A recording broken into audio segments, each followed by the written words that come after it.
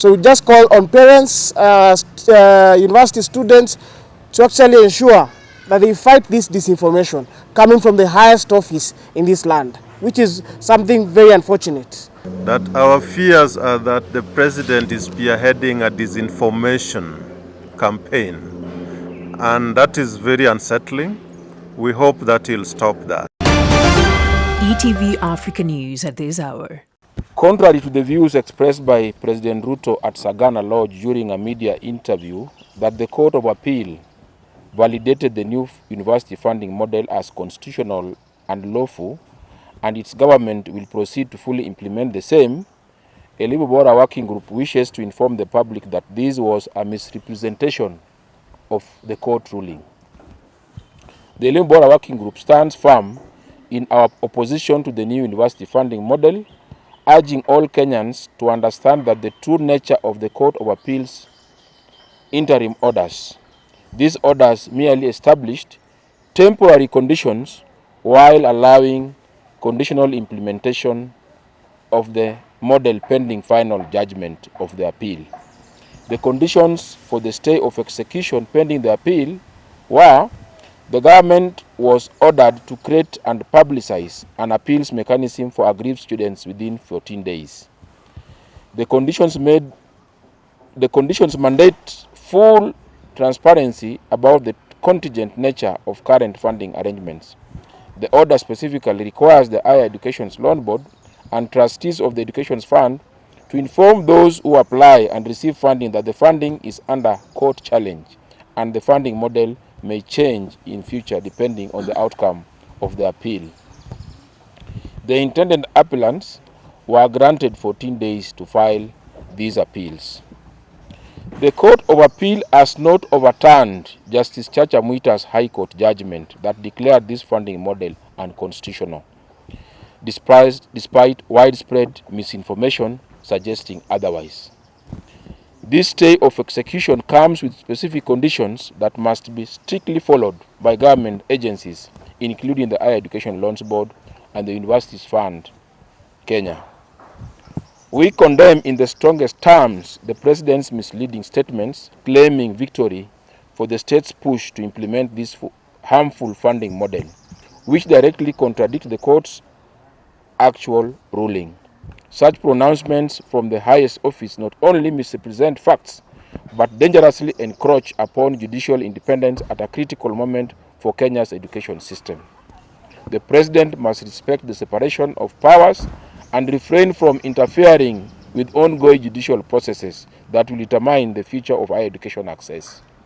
The court document clearly states that the appeals will be listed for priority hearing in the second term of this year, with no final decision yet rendered on the constitutionality of the funding of the variable scholarship loan funding model, otherwise called the new university funding model.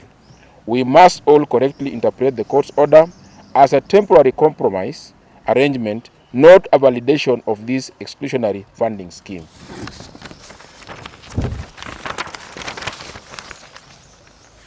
She'll do the end. Yeah, she'll do the end. She'll do the end. Yeah. She'll the The call. lady. The call. Go up to this point. Okay. You want to change spaces? Okay. I'm back on the second part of the statement. Maybe I'll begin by reiterating the fact that whatever you are dealing with at the Court of Appeal currently is a ruling, not a judgment. I think it's important to reiterate that. A ruling is a temporary order. It does not conclude the case, so to speak. So then it's wrong in so many ways for the President to come out in public and say that there's a judgment at the Court of Appeal. What you're dealing with is a ruling, and it's a conditional ruling. The ball is in the government's court to abide by the conditions that were stated in the ruling. So it's basically just supposed to throw some ice on the tension that is between us and the state at the Court of Appeal. Otherwise, you're going back to court, and going by the court's directive, we should be over and done with this matter in the next quarter. So that's 2 to 3 months. So we're looking at July and October. We wouldn't be going back to court if this matter had been concluded. So we'll continue pommeling that out so that we continue getting the right picture of things.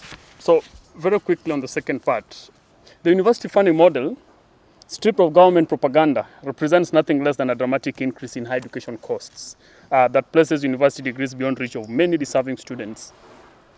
This model fundamentally threatens the constitutional right to accessible education and reverses decades of progress towards education equality in Kenya. The High Court correctly recognized these dangers when Justice Muita declared the funding model unconstitutional on the 20th of December 2024, a judgment we wholeheartedly support and will continue to defend through all available channels. We remind all Kenyans that this model was implemented without proper public participation and fails to address the needs of Kenyans from disadvantaged backgrounds. The court's requirement for an appeals mechanism acknowledges the inherent flaws in the current categorization system. Kenyan students must remain vigilant against the government's persistent attempts to implement this exclusionary model despite ongoing legal challenges. All students should understand that under the Court of Appeals order, any funding received through this model is explicitly conditional and subject to change based on the final court determination. We urge students to document any challenges they face under this system and prepare to utilize the mandated appeals mechanism when it becomes available within the next 1 week. The court's order explicitly requires the Higher Education Loans Board and the Kenya University Fund to inform all students that the funding model may change in the future depending on the outcome of the appeal pending at the court. This transparency requirement reflects the tentative nature of the current arrangement. As per the directive of the court, we expect full compliance by the parties concerned, and we trust that the court will enable us to undertake close monitoring of compliance with the cost conditions, particularly the establishment of the appeals mechanism within the mandated 14-day time frame and the required transparency with students about the conditional nature of the funding. I'll invite my colleague to read of our statement, which is our conclusion. We call upon all progressive voices in Kenya's education sector, that is, students, parents, teachers, academics, civil society organizations, and concerned citizens, to join in this crucial struggle for education justice. The future of Kenyan next generation depends on our collective ability to resist policies that condemnify education and resist opportunity based on economic status. Together, we can ensure that the constitutional promises of accessible education remains a reality for all Kenyans, regardless of the background or financial circumstances. The Court of Appeal will continue hearing this matter in the second term of this year as stipulated in the order. And until then, we must remain engaged, informed, and prepared to defend our education rights. We urge all stakeholders to read the actual Court of Appeal dated March 26, 2025, rather than rely on misleading statements from various quarters attempting to misrepresent the current legal status of this deeply flawed funding model. Thank you. Yeah, that is our understanding. That is the discussion we've been having. So thank you. I don't know. I hope I've responded to that adequately. Sure. Yeah. Thanks, boss. Maybe if I just add something. Kwa Kiswahili pengine. Labda Ongeza tu. kwa Kiingereza swali tu, ile swali ambaye Wakenya tunafaa tujiulize. The university funding model, the new university funding model has been in existence for 2 years. And yet, we are seeing universities struggling. We are seeing an institution like Nairobi University talking about having a debt of 20 billion. If this was a solution, and it has been already in existence for 2 years, why is it that the universities still have a very, very big debt? The issue about universities, the biggest issue that no one wants to talk about is the corruption in these institutions. No one wants to talk about that, because that will be the solution to ensuring that these institutions are correctly run with transparency.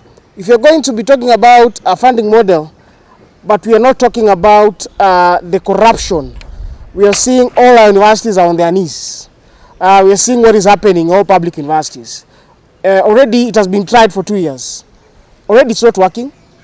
So why would you want to go misinforming Kenyans that already you've been given a go-ahead to implement it? So we just call on parents, university students to actually ensure that they fight this disinformation coming from the highest office in this land, which is something very unfortunate. No, not fight it in that form, but actually ensure that actually they read the ruling and disseminate it to also the other comrades to ensure they actually understand what they actually the court actually gave out. Thank you. Eric, maybe we are indicating to you that our fears are that the president is spearheading a disinformation campaign, and that is very unsettling. We hope that he'll stop that, because the courts speak for themselves, and even for us, we also speak for ourselves. Thank you. Thank you. Before we invite others to speak, I just want to say, I think broadly, in terms of governance, Are you able to come just over here? what we are dealing with is a government which is unable to make any progressive policies to support the poor, especially in the realization of economic and social rights, from education to health to housing. So I think that is the whole pattern of the bigger governance crisis we are dealing with around this regime. And that's why it is engaging in fake news, because it's not able to deliver on most of those kinds of obligations. So just asking if there is additional question before we go to read the statement again.